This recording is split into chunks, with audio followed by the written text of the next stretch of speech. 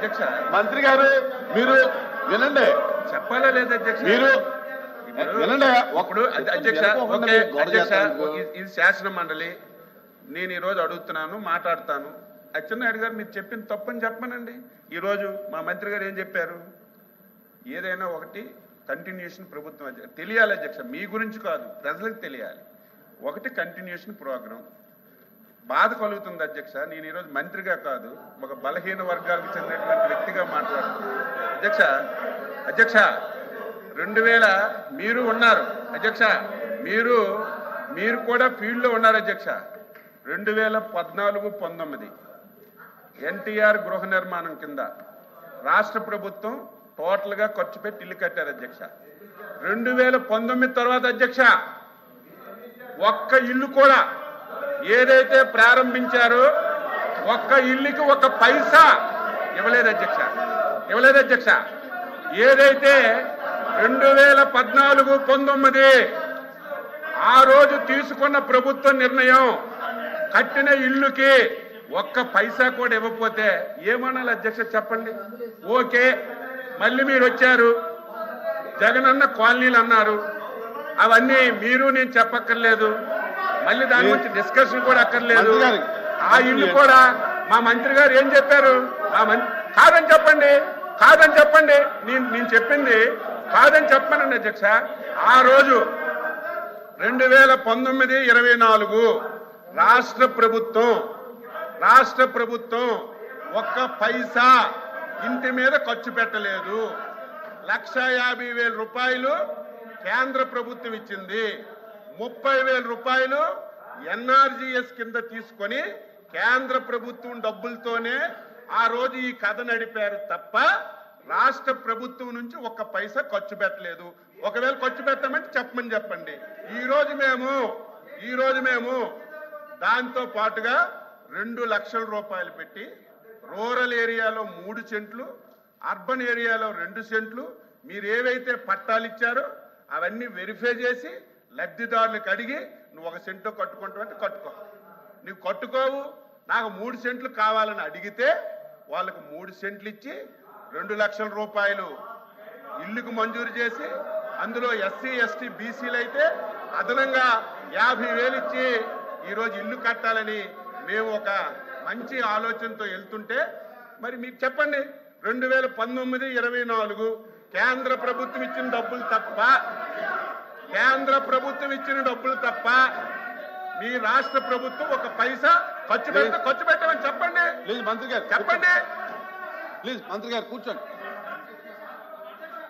LOP గారు. అధ్యక్ష, minister గారు, అగ్రికల్చర్ మినిస్టర్ గారు మాట్లాడినప్పుడు 14-19లో ఎవరైతే కట్టుకున్న లబ్ధిదారులు ఉన్నారో వాళ్ళకి 19-24లో వాళ్ళకి వచ్చి ఒక బిల్లు కూడా ఇవ్వలేదనే విషయాన్ని సచివాలయం విషయాన్ని చెప్పారు అధ్యక్ష. అది రికార్డులో ఉంది. అది వాస్తవం కాదు అధ్యక్ష. ఎవరైతే 14-19లో ప్రభుత్వంతో ఎవరైతే శాంక్షన్ చేసి అర్హులైన లబ్ధిదారులు ఉన్నారో వాళ్ళందరికీ ఇచ్చారు అధ్యక్ష. ఎవరైతే కాకుండా అర్హత లేని వాళ్ళు ఎవరైతే కట్టుకొని మాకు బిల్లు ఇవ్వాలని అక్రమంగా ఇవ్వాలని చెప్పని ఎవరైతే అడిగారో వాళ్ళకి మాత్రమే ప్రభుత్వం ఆపింది అధ్యక్ష. ఇది వాస్తవం, ఆయనకి మనసాక్షిగా తెలుసు, మాకు తెలుసు అధ్యక్ష. గ్రామాల్లోనూ కానీ ఉన్న రాజకీయ లబ్ధి కోసం, రాజకీయ ఆలోచన కోసం కట్టుకోకంటే ప్రభుత్వాన్ని ఇచ్చిమంటే ప్రభుత్వం ఇది కంటిన్యూ ప్రాసెస్ అధ్యక్ష. ఎవరైనా సరే, మీరైనా మేమైనా ఆ రోజు మీరు ఉన్నారు, ఇప్పుడు ఇది హౌసింగ్ మినిస్టర్ గారు చేస్తున్నారు, ఆయన కూడా ఉన్నారు. మనందరం డిస్కస్ చేస్తాం, మన క్యాబినెట్ లో కూడా డిస్కస్ చేస్తాం. ఏది పాప ఉన్నారని అంటే కట్టుకున్న వాళ్ళకి ఇస్తే ఎక్కడికి ఇస్తారు, ఎంతమందికి ఇస్తారు? అది వాస్తవంగా ఉన్న అక్కడ ఉన్న ప్రాక్టికల్ తప్ప ప్రభుత్వం వచ్చి దురుద్దేశంతోనో లేకపోతే రాజకీయ కక్షతోనో నేను చూశాను అధ్యక్ష. తమరు వచ్చి సమయం ఒక 5 నిమిషాలు, ఒక 2 నిమిషాలు నాకు టైం కావాలి అధ్యక్ష. ఎప్పుడు కూడా గత ప్రభుత్వంలో నా పార్టీ వాడికే నాకు సాయం చేయని చెప్పి ఎప్పుడు మా ముఖ్యమంత్రి కానీ మా ప్రభుత్వం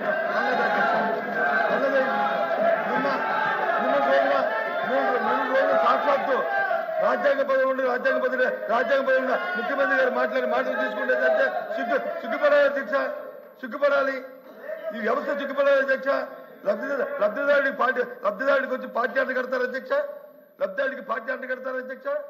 ఎవరైతే అర్హుతున్నారో అర్హులైన వాడికి వచ్చి ప్రతి కార్యక్రమం అందించి ఏర్పాటుని చూడవలసిన బాధ్యత రాజ్యాంగబద్ధంగా ప్రమాణ స్వీకారం చేయవచ్చా. రాగద్వేషాలకు అతీతంగా పార్టీలకు అతీతంగా మేము వచ్చి కార్యక్రమం చేస్తాం వచ్చిన వ్యక్తులు ఇవాళ వచ్చి సభలో వచ్చి మన ప్రైవేటు మా తాలూకా పార్టీ మీటింగ్ లో వచ్చి ఎవరికి చేతులు వైరల్ అవుతుంటే దాని మీద వివరణ ఇవ్వాల్సిన ముఖ్యమంత్రి కార్యాలయం వివరణ ఇవ్వాల్సిన అవసరం లేదా అధ్యక్ష. ఆ మంత్రి గారిని రిక్వెస్ట్ చేస్తాను ఇప్పుడైనా సరే చెప్పండి ఈ లబ్ధాడి దగ్గర రాజకీయాలు ఉండకూడదని చెప్పండి. ఎప్పుడో కార్యక్రమం చేయాలి అధ్యక్ష. ఇదేమైనా సొంత ఆస్తి అధ్యక్ష, లేకపోతే ఇదేమైనా వాళ్ళ సొంత ఆస్తి ప్రజలు పొందలతో మనం ప్రభుత్వం నడుపుతున్నాం. ప్రభుత్వాలుగా సంపత్తులు ప్రభుత్వం నడుపుతున్నాం. ఈ కార్యక్రమం ఏ రకంగా మాడతారు అధ్యక్ష ముఖ్యమంత్రి గారు? ఏ రకంగా మీరు చెప్తారు అధ్యక్ష? మళ్ళీ దానికి వచ్చి ఒత్తాసు పలుకుతూ మీరు చెప్తున్నారు అధ్యక్ష. మా ప్రభుత్వంలో గత 5 సంవత్సరాల్లో రాగద్వేషానికి అతీతంగా పార్టీకి అతీతంగా ఎవరైతే అర్హులున్నారో లబ్ధాడు ప్రతి అర్హుడైన ప్రతి వారికి సాయం చేశాం అధ్యక్ష. అంతే తప్ప ఆలోచించుకొని ఈ ముఖ్యమంత్రి చెప్పండి ఆ విషయాలు మాట్లాడద్దు, అది ప్రజలు వచ్చి ఏమనుకుంటారు అని చెప్పండి. అది చాలా తప్పు అధ్యక్ష. అచ్చెన్నాయుడు గారు నిన్న అధ్యక్ష 1 మినిట్ అధ్యక్ష 1 మినిట్. అచ్చెన్నాయుడు గారు ఇప్పుడు ఏదో నిన్న ముఖ్యమంత్రి గారు పార్టీ వాళ్ళకి చెయ్యొద్దు అన్నారని చెప్పి ఏదో రాంగ్ ఇంప్రెషన్ పెట్టారు అధ్యక్ష. అధ్యక్ష అధ్యక్ష మళ్ళీ మళ్ళీ మళ్ళీ అధ్యక్ష అధ్యక్ష మాట్లాడారు కదా, వినాలి కదా అధ్యక్ష. తెలుగుదేశం పార్టీ అధ్యక్ష 42 సంవత్సరాలు పూర్తయింది. ఈ పార్టీ వినండి, మీరు చెప్పింది వినండి, తర్వాత మీరు మాట్లాడండి. ఈ పార్టీ ఎన్నికల వరకే రాజకీయాలు, ఎన్నికల తరువాత పేదవాడ అభివృద్ధి రాష్ట్ర అభివృద్ధి ధ్యేయంగా పనిచేస్తున్నాం. మీరు కూడా లాస్ట్ 5 ఇయర్స్ అధ్యక్ష ఏం చేశారు ఒకసారి సీనియర్ మంత్రిగా బొత్స సత్యబాబు గారు ఒకసారి తెలుసుకోవాలి. మేము కట్టినీళ్ళకి రంగులు వేసుకున్నారు, బిల్డింగ్లకు రంగులు వేసుకున్నారు, అన్ని ఎవరు పార్టీ తరఫున పనిచేశారో ఒకసారి గుర్తు చేసుకోవాలి. మళ్ళీ చెప్తున్నాం ఈ ప్రభుత్వానికి శాసన మండలి ద్వారా మీ ద్వారా ప్రజలకు తెలియజేస్తున్నాం. ఈ పార్టీకి ఈ ఎన్డీఏ ప్రభుత్వానికి రంగు లేదు, రుచి లేదు, వాసన లేదు, ధనవంతులు లేడు. ఈ పార్టీకి ఈ ప్రభుత్వానికి క్రైటీరియా అధ్యక్ష, క్రైటీరియా పేదవాడే క్రైటీరియా, పేదరికమే క్రైటీరియా. రాజకీయ పార్టీలతో సంబంధం లేదు, కులాలతో సంబంధం లేదు, మతాలతో సంబంధం లేదు. అర్హత కలిగిన ప్రతి ఒక్కరికి అన్ని పథకాలు ఇస్తాం. మీరు కూడా అర్హత కలిగిన వారికి ఏవైనా పథకాలు అందకపోతే ప్రభుత్వం దృష్టికి తండి చేస్తాం తప్ప ఏదో చంద్రబాబు నాయుడు గారు మాట గత 5 సంవత్సరాలు ఊచ కోత ఈ రాష్ట్రంలో జరిగింది. ఎవరికైనా మాట్లాడే స్వేచ్ఛ ఉందా? నవ్వే స్వేచ్ఛ ఉందా? తిరిగే స్వేచ్ఛ ఉందా? ఈ ప్రభుత్వం చేసిన తప్పులు ప్రశ్నించే స్వేచ్ఛ ఉందా? ఈ రోజు మీకు ప్రజాస్వామ్య పాలన వచ్చింది. మీరు అధికారం వచ్చిన 6 రోజుల నుంచి 7 రోజుల నుంచి ప్రజల్లోకి వెళ్తున్నారంటే దట్ ఈజ్ ప్రజాస్వామ్య ప్రభుత్వం ఇది. మీరు 5 సంవత్సరాలు మేము ఏదైనా కార్యక్రమంకి వెళ్తామంటే 5వ గంటకే, ఏకోజామున 5వ గంటకే పోలీసులు వచ్చి గేట్లకు తాళాలి. కారు ఎక్కితే అరెస్టులు, ఎవరైనా మాట్లాడితే కేసులు, ప్రభుత్వాన్ని విమర్శిస్తే తప్పుడు కేసులు ఇటు జైల్లో పెట్టడం, ఇంకా మాట్లాడితే ఆస్తులు ధ్వంసం చేయడం. ఇవన్నీ 5 సంవత్సరాలు కళ్ళతో మేము అందరం ఈ రాష్ట్రంలో చూశాం. మేము ఈరోజు స్వేచ్ఛగా మీరు వెళ్ళండి, ప్రజాస్వామ్యబద్ధంగా మీ పరిపాలన మేము చేస్తున్నామని మీకు స్వేచ్ఛనిచ్చి మాట్లాడిస్తున్నటువంటి ముఖ్యమంత్రి అధ్యక్ష చంద్రబాబు నాయుడు గారు ఈరోజు మళ్ళీ చెప్తున్నాం, ఈ ప్రభుత్వానికి ఎన్డీఏ ప్రభుత్వానికి పేదరికమే క్రైటీరియా.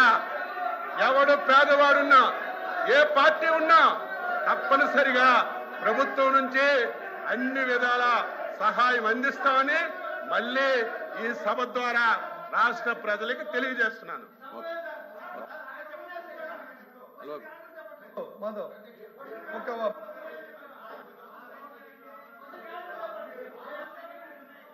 మంత్రి గారు అధ్యక్ష అచ్చెన్నాయుడు గారు మంత్రి గారు సుదీర్ఘ ఉపన్యాసం ఇచ్చారు. ఓకే, ఇప్పుడు వారు చెప్పిన మాటలు ఇది వీరి మాటల లేకపోతే పార్టీ తరఫున ముఖ్యమంత్రి గారి తరఫున వారు మాట్లాడే చెప్పనండి. నిన్న చెప్పిందంతా ముఖ్యమంత్రి వచ్చింది, టీవీలో వచ్చింది, లేకపోతే సోషల్ మీడియా, అది అబద్ధమైతే ఇట్స్ ఫైన్, మాకే అభ్యంతరలే. అది కాదు, వాస్తవం కాదని ఆయన నోటి చెప్తున్నారు, దాన్ని కట్టుబడి ఉంటే ఓకే. అది చెప్పనండి, నేను అడిగింది నేను చెప్పింది అచ్చెన్నాయుడుగా కాదు, లేకపోతే తెలుగుదేశం పార్టీది కాదు, ఎన్డీఏ ప్రభుత్వం తరపున చంద్రబాబు నాయుడు గారు నాయకత్వంలో పనిచేస్తున్నటువంటి ప్రభుత్వం తరపున స్పష్టంగా రాష్ట్ర ప్రజలకి తెలియచేస్తున్నాము. ఈ ప్రభుత్వానికి క్రైటీరియా పేదరికమే క్రైటీరియా. ఎవడు పేదవాడున్నా, ఎవడు అర్హత కలిగిన వాళ్ళున్నా, ఆ పథకానికి ఎవరు అర్హత ఉన్నా వాళ్ళకి ఇచ్చే బాధ్యత తీసుకుంటున్నాం, అమలు చేశాం, అమలు చేస్తున్నాం తప్ప మీలాగా మళ్ళీ మీరే కదుపుతున్నారు. అయినా మళ్ళీ చెప్తున్నాను, పేదరికమే క్రైటీరియాగా ఈ ప్రభుత్వం పనిచేస్తుంది. నేను ప్రభుత్వం పక్షాన్ని తెలియజేస్తున్నాను. కూర్చోండి ప్లీజ్. అలాపి గారు కూర్చోండి.